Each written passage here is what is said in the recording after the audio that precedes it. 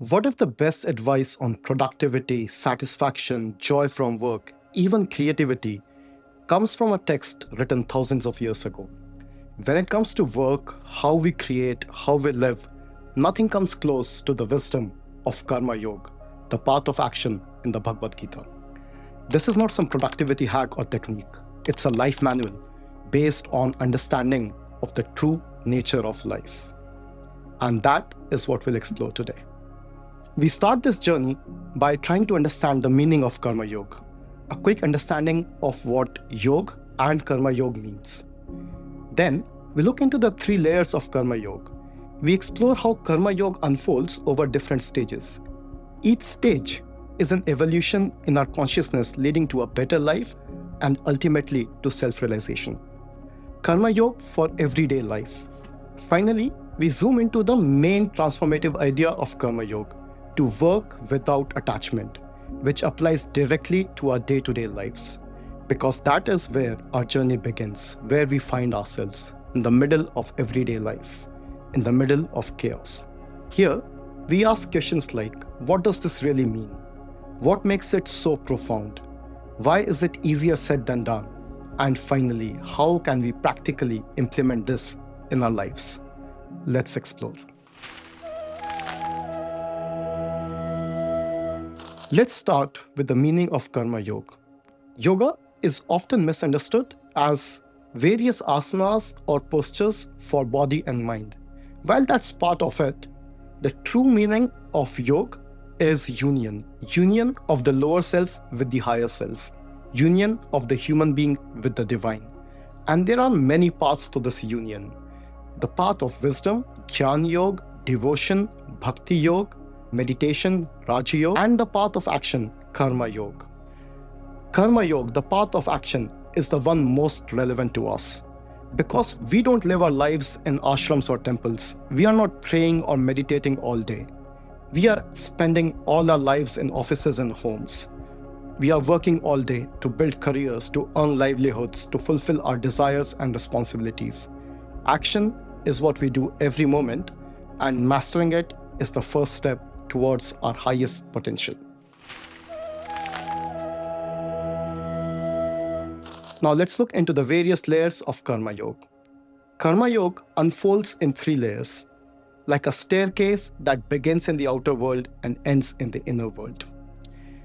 The focus of today's episode, Karma Yoga for everyday living, deals with how we work. The question here is about the mindset and the attitude that we bring to work. That determines the quality of our work and as such the quality of our life. The second layer deals with the question what to do, our mission and our path in life. This is the bridge between the material and the spiritual, from being selfish to selfless, from taking to giving. This is where work starts becoming duty, service, and eventually devotion. Finally, the most interesting, the third layer, the witness. This is where we unravel the deepest secrets of the universe. If the wind blows the leaves, can the leaf really take credit for the dance? This is where the yogi, the enlightened being, lives. If you are on the spiritual path, stay tuned for this one. Together, these form the karmic pyramid. Back to the battlefield. Arjun stands frozen by fear, and Krishna sees the truth. Arjun is not scared of the fight. He is scared of the consequences of the war. Then Krishna gives one of the most powerful lines in human history.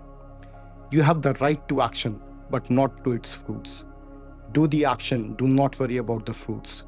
Work without attachment to results. Simple to hear, life-changing to live. Let's explore why this is so profound. When we care about outcomes, two things happen. We swing between these two traps, fear of failure and greed for success. Fear of failure stops us before we even start. Every human has few stories close to their heart where fear of failure has prevented them from starting something or following their dreams. In the long run, it only leads to regret. Greed for success. This keeps us chasing rewards instead of mastery, daydreaming instead of taking action. In both cases, we actually lose our freedom. We live too much in the future and not in the present moment. and the present moment is the only moment where action actually happens. Top athletes and CEOs live by this mantra: control the controllable. You would often hear them say, I cannot control my selection, or I cannot control the results. I can only control my own performance. Jiddu Krishnamurti puts it beautifully. He says, the secret to my peace is, I don't mind what happens. I have no preference. That is the way to live freely, without dependence on outcomes. Krishna gives an example of King Janaka, ruling a kingdom outwardly, yet unattached inwardly. It is more spiritual to be a king detached to his kingdom than to be a monk attached to his bowl. This advice from Krishna nudges us to seek joy and reward in the work or process itself. And it does two things. Either you start enjoying the work itself, or at least we realize that the work is not our calling. Either way, we win. As Richard Feynman famously said, the true reward of my work is the pleasure of discovery, not the Nobel Prize or any other honor. Eventually, this approach also unlocks the hidden creative genius in all of us. But all of this is easier said than done. This is because our natural conditioning makes us live on outside validation, likes, followers, promotions, funding announcements. This is what drives our motivation. To detach from outcomes needs self-awareness. And that we cannot do just by hearing. That takes a lifetime of practice. Now, let's talk about how can we implement this profound advice in our daily lives. I suggest 3 mindset changes that can lead us towards this state of detachment. Firstly, we begin with self-awareness. Be honest to ourselves. How much do we care about results versus the actual work? How much do we care about the product itself versus the fame that would come if the product becomes a unicorn? We can't stop desiring outcomes overnight.